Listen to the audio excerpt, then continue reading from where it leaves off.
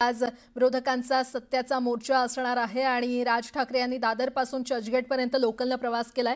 दरम्यान निवडणूक आयोगाच्या सदोष मतदार याद्यांविरोधात महाविकास आघाडी आणि मनसेच्या वतीने आज सत्याचा मोर्चा काढण्यात येणार आहे। मेट्रो सिनेमा ते महापालिका मुख्यालय असा हा मोर्चा दुपारी 1 वाजता निघणार असून या मोर्चामध्ये ठाकरेंची शिवसेना, मनसे, काँग्रेस, राष्ट्रवादी शरद पवार पक्ष, शेकाप, कम्युनिस्ट पक्ष आदी सहभागी होणार आहेत।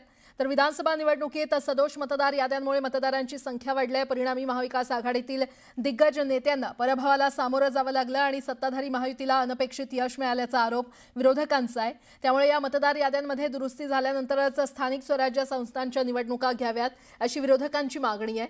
याआधी केंद्रीय आणि राज्य निवडणूक आयोगाच्या वरिष्ठ अधिकाऱ्यांसोबत बैठका देखील घेतल्या, मात्र या बैठकीतून विरोधी पक्षांच्या नेत्यांचं समाधान झालं नाही। याचाच भाग म्हणून आज सत्याचा मोर्चा काढण्यात येणार आहे। थेट जाणार आहोत आमचे प्रतिनिधी कृष्णा आवटी आपल्याला अधिकची माहिती देतील।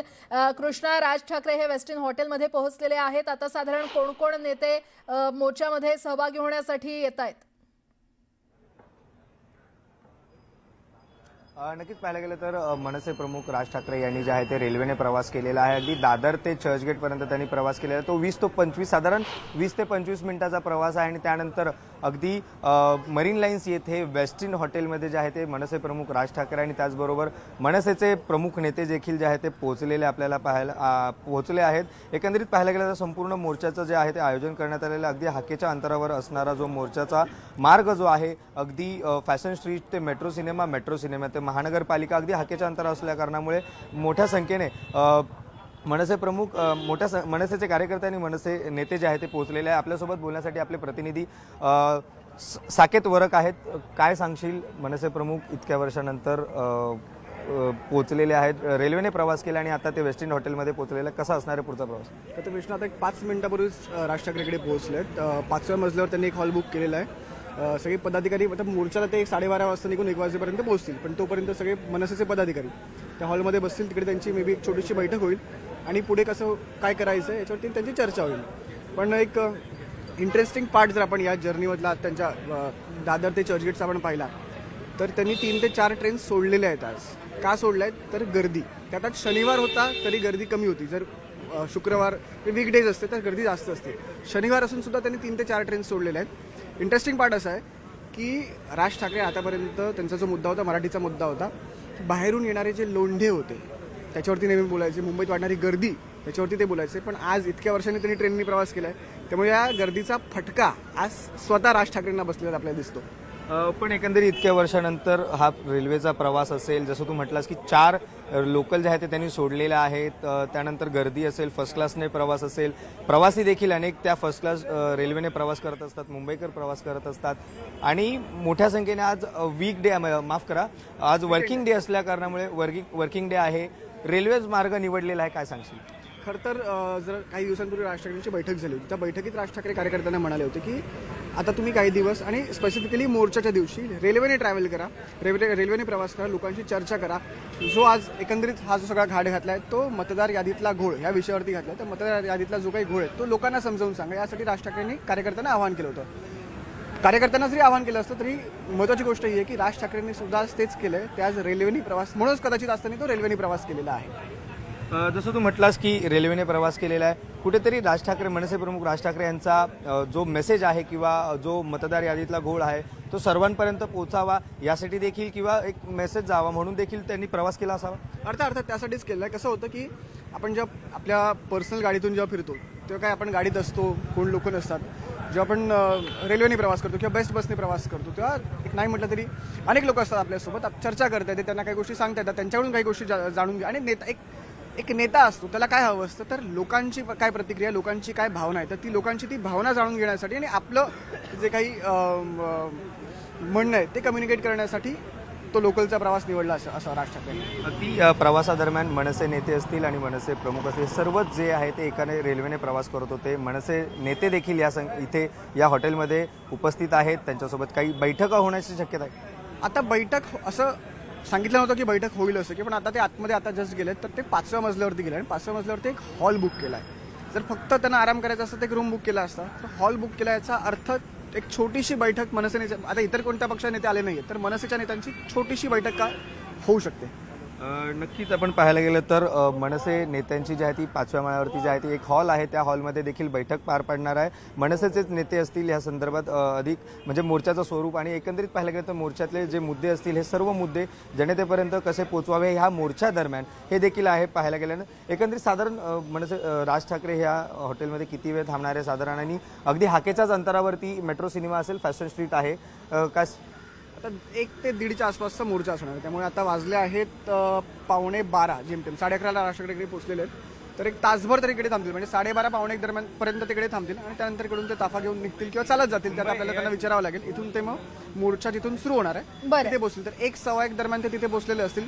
कदाचित ते इतर नेत्यांचा आढावा घेतील की कोण पोहोचले, उद्धव ठाकरे आले आहेत का, काँग्रेसचं कोणी आलंय का, किंवा कृष्णा तुमच्याकडून वेळोवेळी अपडेट घेत राहू. तुर्तास धन्यवाद. देखिए, सरकार तानाशाही बचाने की कोशिश कर रही है और हम लोकतंत्र बचाने की कोशिश में है. अब वो हमें परमिशन दे या न दे, SIR के खिलाफ मतलब इलेक्शन कमीशन के खिलाफ जो है वो ये मोर्चा है, क्योंकि इलेक्शन कमीशन ये बीजेपी का पिट्ठू बनकर लोकतंत्र को निगल रहा है. तो इसे हम तो होने नहीं देंगे. जो पुलिस को कार्रवाई करनी होगी वो पुलिस कार्रवाई करेगी, हमें जो करना होगा वो हम करेंगे. मोर्चा तो होकर रहेगा. आमचं तर आव्हान आहे की BJPने सुद्धा याच्यात सामील व्हावं, कारण लोकशाहीला जर ते मानत असतील तर लोकशाही धोक्यात आहे. आता हे पुराव्यानिशी एक वेळाने अनेक वेळा सिद्ध झालेलं आहे आणि ते जर याच्यात सामील नाही झाले तर हा संदेश जो आहे तो महाराष्ट्रातल्या, देशातल्या, जगातल्या लोकांपर्यंत जाईल की BJP निवडणूक आयोगाच्या मदतीनं या देशातल्या लोकशाहीचं हनन करत आहे. निवडणूक आयोगाच्या मदतीनं निवडणुका जिंकत आहे आणि त्यामुळे देशाची नाचक्की होण्याची शक्यता आहे. त्यामुळे BJPने सामील व्हावं आणि लोकशाही वाचवण्याच्या प्रयत्नामध्ये एकत्र यावं. आजचा हा जो मोर्चा आहे हा निश्चितपणे एक हेतुपुरस्पर मोर्चा आहे. स्वतःच्या स्वार्थासाठी काढलेला मोर्चा आहे. यातनं जनतेचा कोणताही फायदा होणार नाहीये. संविधानिक संस्थांवरती आरोप करणं, संविधानिक संस्थांवरती शंका उपस्थित करणं, यातून काही साध्य होणार नाहीये. लोकसभेच्या ज्या वेळेला निवडणुका झाल्या त्यावेळेला निकालानंतर असे मोर्चे का काढले गेले नाही, हा प्रश्न पण जनता यांना विचारणार आहे. अगदी बरोबर आहे. आपण पाहतोय की मनसे अध्यक्ष राज ठाकरे हे दादर स्थानकात पोहोचलेले आहे. प्लॅटफॉर्म 2 वरनं ते या ठिकाणी जाणार आहेत अशी माहिती मिळते. त्यानुसार आपण आता पाहतोय की सगळेजण या ठिकाणी पोहोचलेले आहेत. ते ट्रेननी प्रवास करणार आहे. प्रवाशांबरोबर ते संवाद साधणार आहे. प्रवाशांना ते सांगणार आहे की कशा पद्धतीनं मतदार याद्या ज्या आहेत या शुद्ध करणं गरजेचं आहे. आणि आपण पाहतो आहोत की या ठिकाणी आता प्रचंड गर्दी झालेली आपण पाहतो आहोत. स्लो ट्रेननी जातील कदाचित राज ठाकरे, कारण रेल्वे प्रशासनाला जी माहिती दिली आहे त्यानुसार दोन्ही ठिकाणून कदाचित प्लॅटफॉर्म 2 वरनं स्लो ट्रेन पकडून जातील किंवा कदाचित प्लॅटफॉर्म 4 वरनं फास्ट ट्रेन पकडून सुद्धा ते जाऊ शकतात. त्या दृष्टीनं संपूर्ण व्यवस्था या ठिकाणी करण्यात आलेली आहे. शक्यतो राज ठाकरे हे स्लो ट्रेननी जातील असं दिसून येत आहे.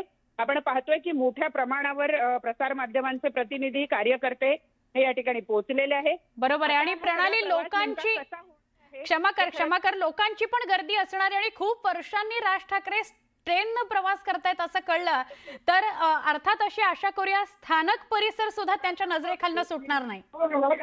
अगदी खरं आहे. आणि त्यासाठी म्हणून सगळी व्यवस्था जी आहे ती करण्यात आलेली आहे.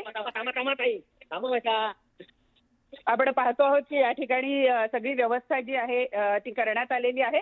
आणि एकूण आपण जर बघितलं तर जे सरकती जिने आहेत त्यांचा वापर करून मनसे अध्यक्ष आज या ठिकाणी जाणार आहेत. त्या दृष्टीने थोडीशी खरं तर कठीण सिच्युएशन होणार आहे, कारण सगळेच जे प्रसार माध्यमांचे प्रतिनिधी आहेत ते या ठिकाणून कसा प्रवास करतील हे खरं तर सांगणं कठीण आहे. अगदी. आणि लोकांची पण गर्दी असणार आहे त्यामुळे लोक बघायला मध्ये मध्ये येणार आणि ही सगळी गर्दी वाढत जाणार. तरी ट्रेनने प्रवास करणार आहेत, त्यांचे कार्यकर्ते पण ट्रेनने प्रवास करणार आहेत. त्यामुळे गर्दी बघता कसं नियोजन, हा जो 25 मिनिटांचा प्रवास असेल प्रणाली, या दृष्टीने पोलिसांनी आणि रेल्वे प्रशासनाने सगळी व्यवस्था करून ठेवलेली आहे.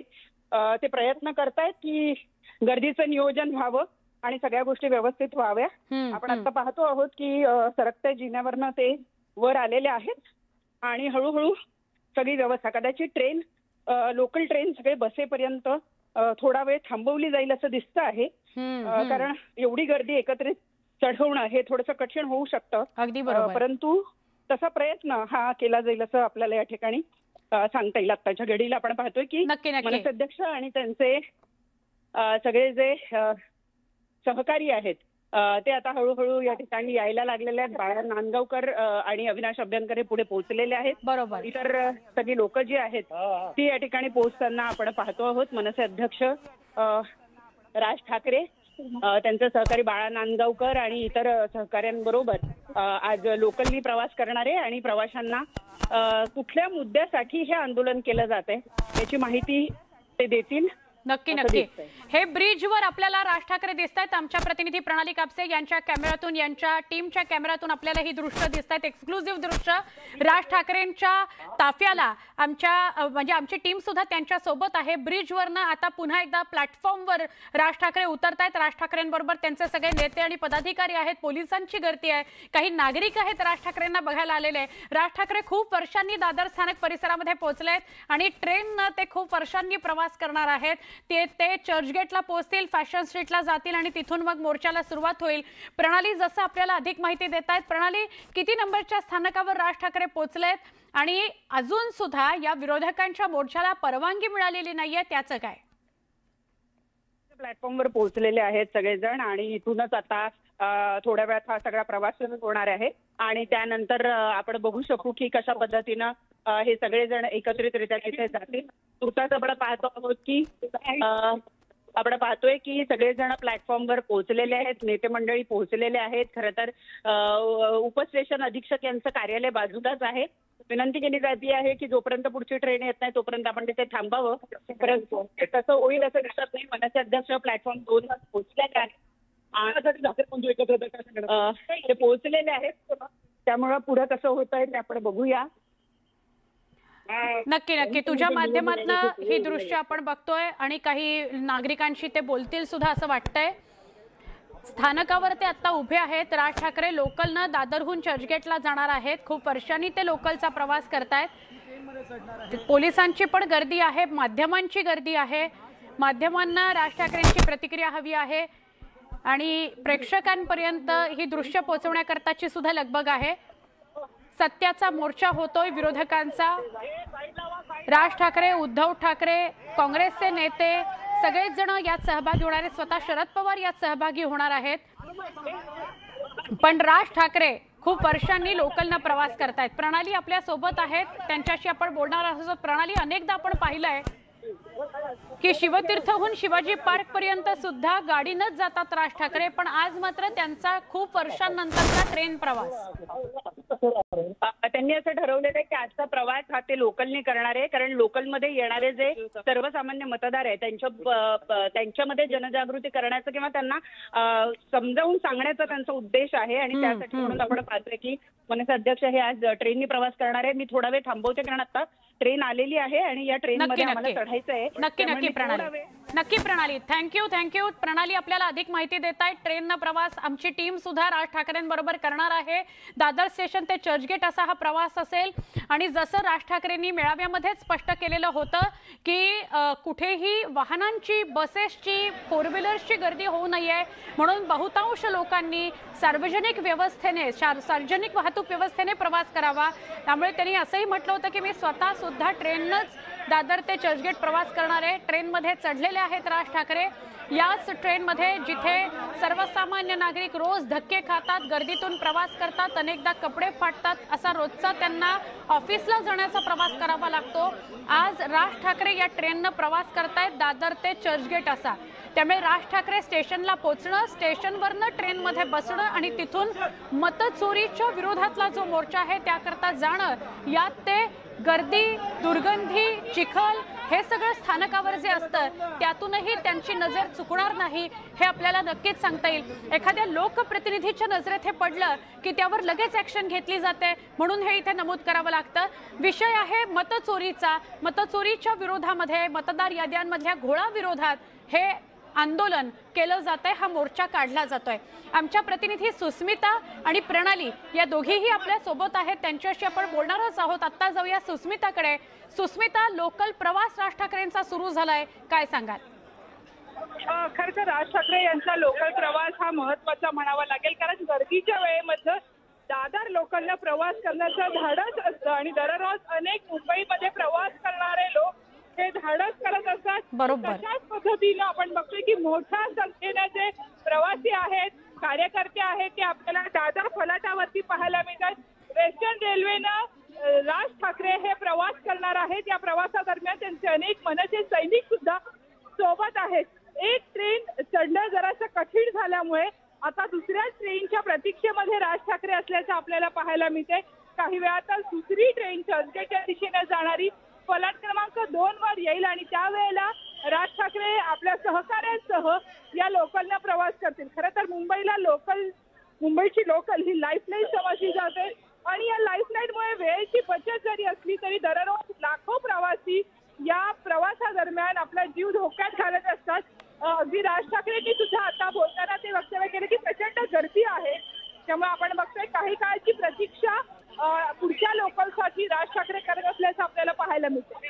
नक्की, म्हणजे अनेकदा सर्वसामान्यांना 2-3 लोकल सोडाव्या लागतात कारण गर्दी असते। तशीच वेळ आज राज ठाकरेंवर आली आणि राज ठाकरे स्थानकावर थांबून आहेत। खूप गर्दी आहे म्हणून ते पुढच्या ट्रेननी जात आहेत। दादर ते चर्चगेट असा प्रवास खूप वर्षांनंतरचा। दादर स्टेशनवरून राज ठाकरेंची हे दृश्य बाळा नांदगावकर त्यांच्या बाजूला आहेत। जाणीवपूर्वक वाहतूक कोंडी टाळण्याकरता लोकलनं प्रवास ते करणार आहेत। वाहतूक कोंडी अशासाठी की चर्चगेट ते महापालिका असा जो मोर्चा आहे तेव्हा तिथे गर्दी होऊ नये गाड्यांची, बसेसची। हा मवियाचा मोर्चा आहे, विरोधकांचा मोर्चा आहे। फक्त मवियातले 3 पक्ष नव्हे तर मनसे आणि इतर काही पक्ष सुद्धा यात सहभागी होत आहेत। मतचोरी, मतदार याद्यांमधला घोळ याच्यावर अनेक पक्षांनी सभा घेतल्या किंवा मेळावे घेतले आणि त्यात प्रेझेंटेशन सुद्धा सादर केलं। मग मनसे असेल, उबाठा असेल, या सगळ्यांनीच। आणि आज तो 1 तारीखचा दिवस आहे ज्या दिवशी हा सत्याचा मोर्चा काढला जातोय।